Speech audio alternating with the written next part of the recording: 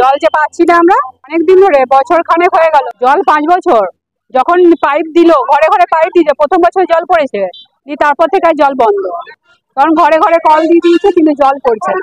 আমরা জল চাই, ঘরে ঘরে জল পড়ুক সবার ঘরে ঘরে, এই জন্যই করেছিলাম রাস্তা। জল যেতে হবে, এখানে কিছু দরখাস্ত দিতে হবে, তারপর থানায় যেতে হবে।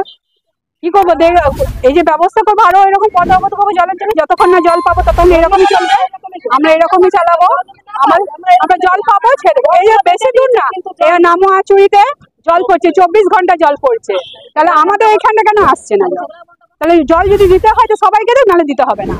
পিএইচই ডিপার্টমেন্ট থেকে আমরা তাকিয়ে আছি, ওনারাকে আমরা বারংবার বলেছি, ওনারা বলছেন কাজ করবে। আর একটা যেটা টেকনিক্যাল প্রবলেম, ওনারা বারবার আমাদেরকে বলছেন যে পর্যন্ত জলটা এসছে ওইখান থেকে নাকি উপর দিয়ে জল আসছে না, বিশেষ করে বাঁকুড়া 1 ছাতনা এই দিকটা আমাদের।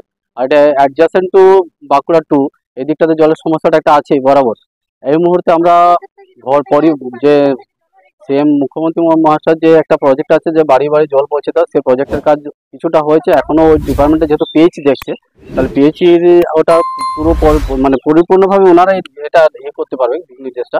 এবং আমরা বারংবার বলেছি, ওনাদের এসেছে, আর 300 মিটার মোটামুটি এসে গেলে একটা হবে মোটামুটি, বারংবার বলেছি। এবং এখানটার সমস্যা ইমিডিয়েট বেসিসে আমরা ওই জন্য গরম শুরুর আগে আমরা একটা রিকোয়েস্টেশন নিয়েছিলাম, এবং আমাদের যে পরিষদ তার মধ্যে ট্যাঙ্কি দেওয়ার ব্যবস্থা, জলের ট্যাঙ্কিটা আমরা এটা দুটো মানে পাঠানোর ব্যবস্থা করেছিলাম। এবং আমরা বলেছি আরো যদি এক্সট্রা লাগে তো আরো এক্সট্রা এই মুহূর্তে পাঠাতে হবে, মানে আমরা চেষ্টা করবো এক্সট্রা আরো জন্য জলের ট্যাঙ্কি পাঠাবো।